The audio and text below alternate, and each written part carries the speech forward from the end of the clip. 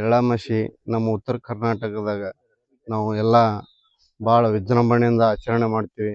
ಬೆಳಗ್ಗೆ 4 ಗಂಟೆಗೆ ಎದ್ದು ಎಲ್ಲ ನಮ್ಮ ಮನೆಯೊಳಗೆ ನಮ್ಮ ಫ್ಯಾಮ್ಲಿ ಸರಿಯಾಗಿ ಎಲ್ಲ ಅಡುಗೆ ಮಾಡಿಕೊಂಡು ಕಡುಬು, ಪುಂಡಿ ಪಲ್ಯ, ಸಜ್ಜಿ ರೊಟ್ಟಿ, ಶೇಂಗಾದ ಹೋಳ್ಗೆ ಎಲ್ಲನೂ ಮಾಡಿಕೊಂಡು ಚರಗದ ಬುಟ್ಟಿ ತಲೆ ಮೇಲೆ ಇಟ್ಕೊಂಡು ತೋಟಕ್ಕೆ ಬಂದು ಎಲ್ಲ ಇಲ್ಲಿ ಜೋಳದ ಹೊಡಿಗೆ ಮತ್ತು ದ್ರಾಕ್ಷಿ ಹೊಡಿಗೆ ಪೂಜೆ ಮಾಡ್ಕಿಸಿಂದ ನಾವು ಎಲ್ಲ ಕಡೆ ಏನದ ಚರಗ ಹೊಡೆದು ಸಜ್ಜಿ ರೊಟ್ಟಿ, ಚೌಳಿಕಾಯಿ, ಚೋಂಗಿ ಬಲೋ ಅಂತೇಳಿ ನಮ್ಮ ಉತ್ತರ ಕರ್ನಾಟಕದಾಗ ಹಿಂದಿನ ಹಿಡಿದು ಹಿರಿಯರು ಆಚರಣೆ ಮಾಡ್ಕೊತ ಬಂದಿದ್ದಾರೆ.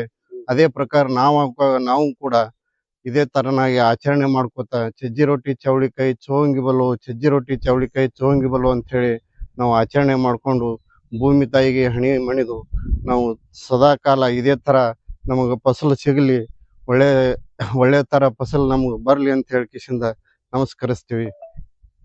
ಯಾರೆಲ್ಲ ಬರ್ತಾರೆ ಊಟಕ್ಕೆ? ಎಲ್ಲರಿಗೂ ಕರಿತೀರಿ? ಎಲ್ಲ ಊಟಕ್ಕೆ ನಮಗೆ ವಿಶೇಷವಾಗಿ ಅತಿಥಿಗಳಿಗೆ ಕರಿತೀವಿ. ನಾವು ಎಲ್ಲರನ್ನು ಕೂಡಿ ಅವ್ರ ಜೊತೆ ನಾವು ಊಟ ಮಾಡ್ತೀವಿ. ಅವು ವಿಶೇಷವಾಗಿ ಅತಿಥಿಗಳಿಗೆ ಕರಿತೀವಿ. ಗುರುಪಾದ ಹುಡುಗಿ ಅಂತ ಹೇಳಿ. ಏನಂದರೆ ನಾವು ನಶಿಕ್ನಲ್ಲಿ 4 ಗಂಟೆಗೆ ಎದ್ದು ಎಲ್ಲಾ ಧಾನ್ಯಗಳನ್ನು ಕೂಡಿಸಿ ಅದು ಕಾಳ ಕಡಿ ಎಲ್ಲಾ ಕೂಡಿಸಿ ಒಣಗಿ ಮಾಡೋದು. ಶೇಂಗಾದ ಹೋಳಿಗೆ, ಸಜ್ಜಿ ರೊಟ್ಟಿ, ಪುಂಡಿ ಪಲ್ಯ, ಹಿಂಡಿ ಪಲ್ಯ ಇತರವಾಗಿ ಇನ್ನತನ ಆದ್ರೂ ಎಲ್ಲಾ ಧಾನ್ಯಗಳು ಕೂಡಿಸಿ ಒಣಗಿ ಮಾಡೋದು. ಚರಗ ಹೊಡಿಯಕ ಹೊಲಕ್ಕಂತ ಕರ್ಕೊಂಡ್ ಹೋಗೋದು.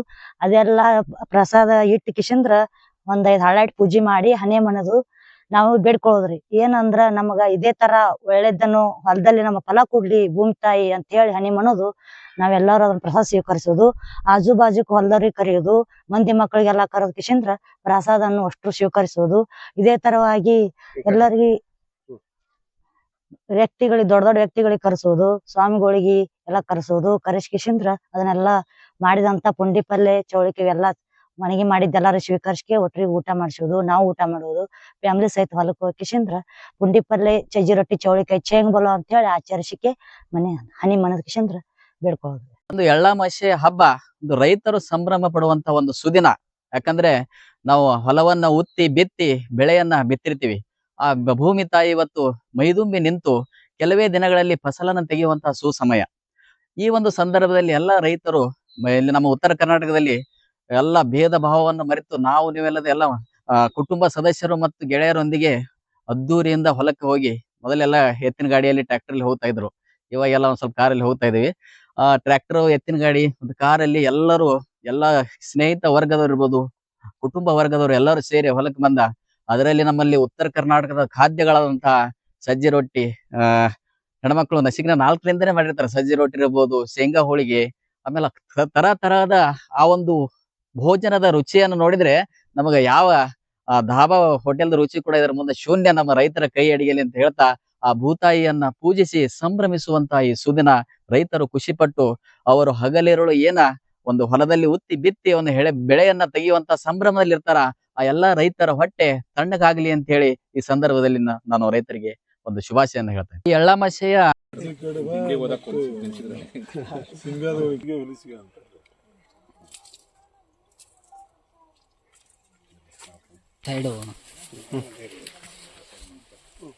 बोलो भगवान बसवेश्वर महाराज की जय। चौलिकाई जय बोलो, चोंगी बोलो, पुंडी पल्ले जय बोलो, जय बोलो, चोंगी बोलो, सज्जी रोटी चौलिकाई जय बोलो, पुंडी पल्ले जय बोलो, सज्जी रोटी चौलिकाई जय बोलो, पुंडी पल्ले जय बोलो,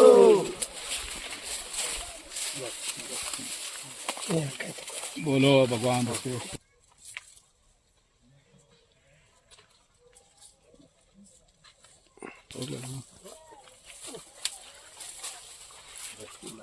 ಚಂದ ಆಯ್ತು ಸರ ಎಲ್ಲ ಮತ್ತೆ.